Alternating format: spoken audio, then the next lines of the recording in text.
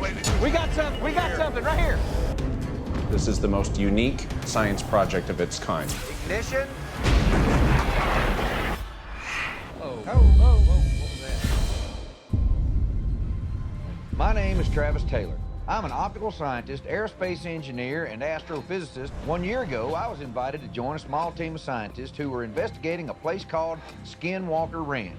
The ranch continues to surprise and astound, I think, all of us that are involved with this investigation. Remarkable things happened this past year, and to build on that momentum. We're bringing the whole team out to the sinkhole so we'll have more eyes to look around in case something happens. Our plan is to use a green dye. That's a tracker dye, and you pour it in the water and you watch for it to come out somewhere, and you'll know that that's the pathway that the water is taking. We didn't find anything by drilling, but now it's strange that all this water is draining down somewhere right next to where we found those anomalies. So where did it go? Is there an underground opening that the water fell into? Brandon gave us permission to dig, so Thomas got a mini excavator delivered to the ranch. The first step is to dig down and try to figure out where that water's disappearing to. You guys should take a look at this. I don't have any control over it. It's shut itself off, it's turned it back on, and it just goes right past my passcode. Even the National Security Agency doesn't even have the technology to hack that kind of encryption.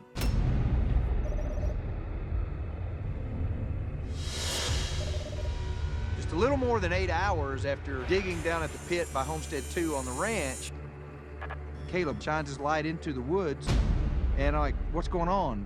And he says, well, do you guys hear that? And as we turn the corner, there's this unmistakable rectangular-shaped object that was glimmering or shimmering, and then the thing instantly vanished. As soon as I stopped the video, looking due south, something darts across the sky. It was just a bright streak, just boom, real quick. At first glance, you might think it's a meteorite or a shooting star. Eric and I looked at it closely, and it kind of has a different trajectory. It's going more almost perfectly horizontal, as opposed to coming down like a meteorite does when it's on a trajectory impact course with the Earth. What we're seeing are continued correlated events. All of this collectively speaks to something much more mysterious and potentially insidious going on. I've worked with this team to do everything we can think of to apply hard science in our investigations and gotten no definitive answers. So I've decided to invite a special guest to see if his methods can help. Rabbi Ariel Zadok is not only a scholar and teacher of Judaism, but also an expert in how that belief system might explain the portal phenomena that we've been investigating. I don't generally conduct mystical experiments or rituals, but at this point, I don't know what we have to lose. I came to look at what is expressed here, not from a point of a scientific anomaly, but from a spiritual point of view. The Hebrew rabbis know of a thing called tonal technologies. It's an acoustic technology that is believed to be able to open up the heavens, or a pathway, or a doorway, a portal, if you will. We are going to create a sacred place and do the traditional prayers for the opening of the gates. I already sense it. Holy right there. Look, what is that? What is that? We got something, hold on. Right there, right under the sun, and it was right in that portion of the sky. Yes. This object that we're seeing, it shows up, it glints really brightly, and then disappears as if into a speck. According to religious doctrine, this particular tonal ceremony could only be effective if performed after dark. I do sense a presence in this land, and I sense that this is a very old presence here. I asked for its permission to be here. I asked if I could give a blessing to the land. It shouldn't have changed that drastically all of a sudden. Immediately after the ceremony had drawn to a close, the temperature around the homestead itself began to drop. That's usually indicative of a presence. Suddenly, the temperature over the homestead area turns extremely hot, and then it starts to fall, and it wraps around the homestead. It is freezing cold right here in front of the homestead. I'm shocked at the temperature difference. It makes me wonder if we weren't walking through some type of dimension that we could feel, but we couldn't see. There is one other feature. I don't know what to make of it. Whoa. Oh, whoa, what was that? Well, why is it cold? Yeah, if it were an animal, it'd be hot. This is only one more chapter in a never-ending story. Several of our investigations have led us to focus attention on what we've been calling the triangle. We have magnetic anomalies, we have equipment, I would say malfunctions. I'm thrilled to have Zach Zyla coming back out to the ranch. We're going to be taking a careful look in the triangle area where we got those very strange vector magnetometer readings. Hey, why don't you come take a look at this? That's going crazy. You see all these black and white lines. This is actually because, the soil in the, ground beneath us is highly conductive. What the heck? We do have a mini excavator on the ranch that Brandon, the ranch owner, has given permission for us to conduct shallow digs with when we find evidence of anomalies. All right, Tomas.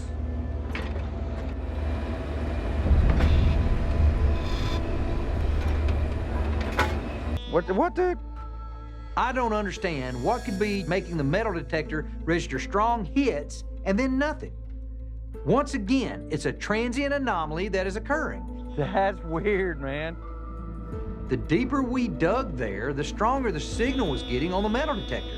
But we found no metal object at all in the spoils at that point. Now it's just like wigged out. It's malfunctioning. What's going on? What in the world? It's detected everywhere. There's something about this hole. I think what we need to do next is to conduct a deeper magnetometry scan of this area to figure out just what's causing these energy spikes. After our shallow dig with a mini excavator at the triangle area didn't really find any definitive evidence of a structure or a tunnel, so we invited Juniper Unmanned, a company that specializes in both magnetometry and LiDAR technologies, to help us perform a deeper and more comprehensive scan of the triangle, as well as other hotspots around the ranch. Starting the route. Juniper's drone is equipped with a sophisticated magnetometer device that will scan the entire area, sensing for any magnetic anomalies 100 or more feet underground. So if there are tunnels or structures there, we should get a good indication of it. Steer down. After conducting comprehensive magnetometry and LiDAR scans across the ranch with the representatives from Juniper, we got the data back, which revealed that at each area of interest, the Triangle, Homestead 2, and in the eastern field, there appear to be anomalous features or possibly structures below the ranch. We've identified multiple locations where we feel like there will be an insight payoff if we do some drilling. After doing everything that we can in a non-invasive way, it's gotten to the point where, we kind of need to really start exploring under the ground here. If you're prepared to take on that responsibility, then I'm comfortable with executing immediately and taking a very aggressive approach on this property. I guess we've got marching orders. Eric's brought out a team from Pete Martin Drilling. We're gonna poke 2 holes right at the vertices of that triangle. We'll be taking some measurements while you're drilling. The drill rig hit water really early and it was starting to cave in. So now we have these big metal casings we're gonna put in the ground and hopefully it'll help stop the water. Real soft and wet material can be dangerous. How deep are we here? About 25. 25? Yeah. See how it's just running in? Yep. It's falling apart. That is really flowing. It's like a river down there. Look at that. This active peak is really interesting here. It's not the frequency itself, but it's the behavior of that frequency that's caught my attention. Travis, my compass is saying that that's due north right now. Dude, it's spinning. It's telling me that north is right at me now. Look at that. Whoa. As far as you're aware, do you have anything magnetic on you? No. This would require a transfer of magnetic or electromagnetic energy all the way across the ranch over miles of distance. Maybe we're drilling down into something that's causing this. When we were able to reach a depth of 100 feet, The drillers pulled out this strange black substance. Now, we won't know until we test this black substance if it is gilsonite or not, but if it is, it could be evidence of something that originated in outer space. I got the data back from the analysis. It doesn't look like gilsonite. Well, there's strontium, Yep. barium, Strontium and barium. both of which have radioactive isotopes. I found that interesting. So Eric and I have devised an experiment to actually measure the conductivity, where we're going to use the well pipe and a conductor grounding rod separated by about 50 or 60 feet, and we're going to connect those to a wire through a multimeter that will measure voltage and current, and then that to a 12-volt car battery. There, look at that. Oh, wow. Wow, significant. That's almost a third of an amp. It's triggered, somehow it's triggering that thing. What? That's repeatable. Look at that. Where was the power coming from that went into the earth that created that lightning discharge that made Eric's meter go off? That's pretty crazy, and that shows us that this soil really is highly conductive and can even possibly store energy. Cameron Prince is a good buddy of mine who's also an engineer and an expert on Nikola Tesla. So I arranged with him to bring some different sized Tesla coils out to the ranch.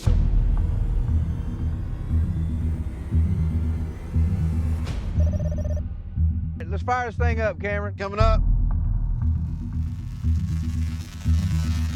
There you go. Oh, look at that. That one lighting up. It is lighting up. All right, Eric, what'd you see? I didn't see anything that I would call a response. Maybe we need more power. More power.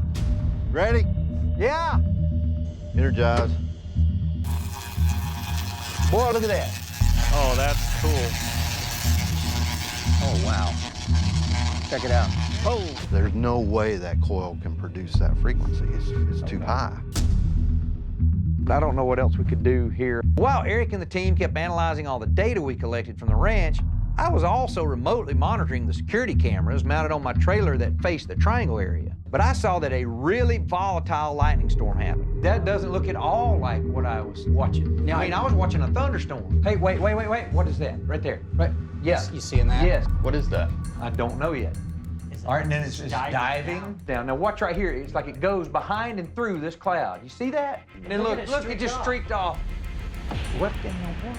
That's clearly, I mean, call it a UFO if you want to, because I don't know what it is. It's flying and it's unidentified. The scope of the rockets we're shooting off this year far exceeds anything we had last. Ready for a countdown? Yep, skies are clear, good to go. Ignition.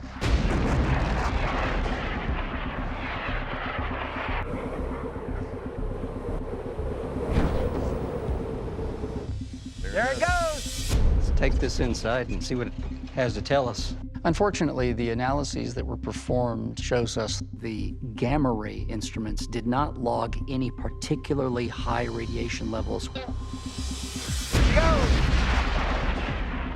All right, team, keep your eye on it. Whoa, wait, what's this right here? What's this? What's this? We got something right here.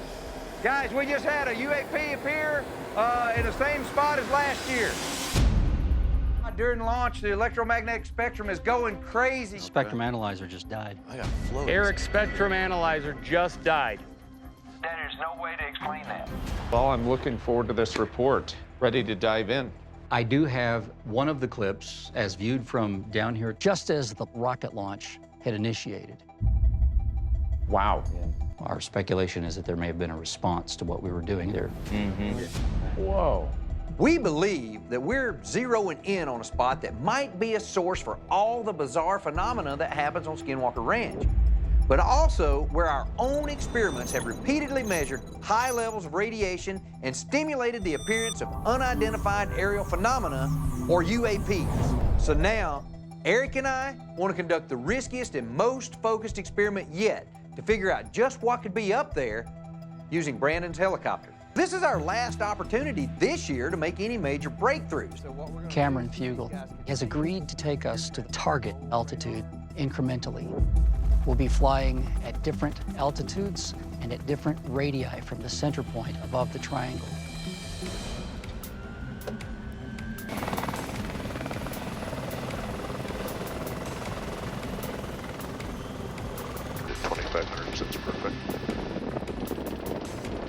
all right. I've got the 6 o'clock position at 2,500 foot radius. So I'm showing radar altimeter, showing we're only 40 feet above the ground right now. That's not good. That's a little bit disturbing. So something could be under us. While you're down there, we've got the radar altimeter show that something was below us. Here it goes again, something showing 50 feet underneath us. They're talking about seeing something tracking them on the radar below the helicopter. I don't know exactly what that means, but we're not seeing anything. Looks like we're just right around the triangle now. We keep having this indication that something's just below us. Oh, there it goes again right there. It's picking up frequency as we're approaching 10,000 feet. Guys, I don't know if I feel so good about this. It's like it's following us, whatever it is. Yeah, listen, I say we go to the ground. Yeah, we're going to abort this mission and come back for safety's sake. As I was flying into the ranch today, I knew that Eric and Dragon had pulled together the team really for the purpose of reflecting and reporting on all of the events of the past few months. You know, I'd like to hear more about what happened with the helicopter, which has really disturbed me. Wow. The closest thing to us was supposed to be 3,000 feet away. And if you look, it's moving, whatever it is, it's between 45 and 50 feet. Then it goes away. We have seen a lot of aerial phenomena this year. This is not one that we've talked about before. The object is right here. Oh, yeah. And I think we found as many as 13 on the very same day in this relatively small region of the sky. What? You know, we talk about craft, flying in at incredible speeds. The question I want to ask is this evidence of that sort of thing? I don't know that I can answer that, but... Hey, look, the cows, something's got the cows going nuts. Whoa. What the hell is going on? Something spooked them. Oh, it's increasing dramatically. The magnetic field on the ranch was suddenly double what it should be. Look at that. Due west is due north right now. So your compass reading is way off. 90 degrees off. Yeah, look at my north. This is an old school compass. There is a phenomena taking place right now. Well, let's go back and reconvene. Yeah. It seems like the deeper we dig, both figuratively and literally, the more we scratch our heads and the more we seem to be baffled by what we're observing. I do have a theory. Now this is a heat map of asteroid impacts on the planet over millions of years. Scientists have documented numerous times when massive asteroids have struck the Earth, such as the one that's believed to have wiped out the dinosaurs about 66 million years ago. And if you'll look at this ginormous asteroid impact, the epicenter is right on top of us, right where we're sitting. That happened 10 million years ago. It does feel like we've reached a crossroads. I am talking to some folks that have a small satellite that can use a ground-penetrating technology and look as far as 2 kilometers underneath the surface here. And I'm hoping that they'll be willing to take data over the ranch as it passes over.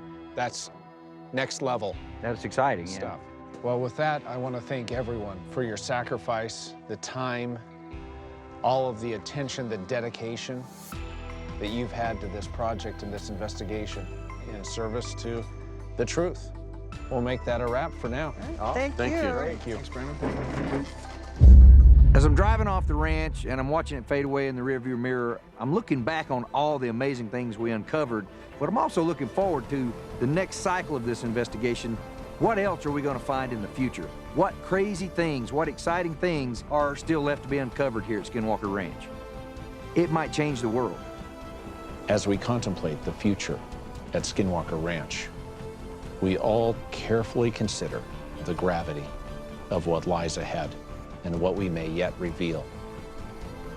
I think having the courage to not only take that step into the darkness, but also having the willingness to reveal that which we discover is something very special and unprecedented. And we look forward to helping the public take that journey along with us.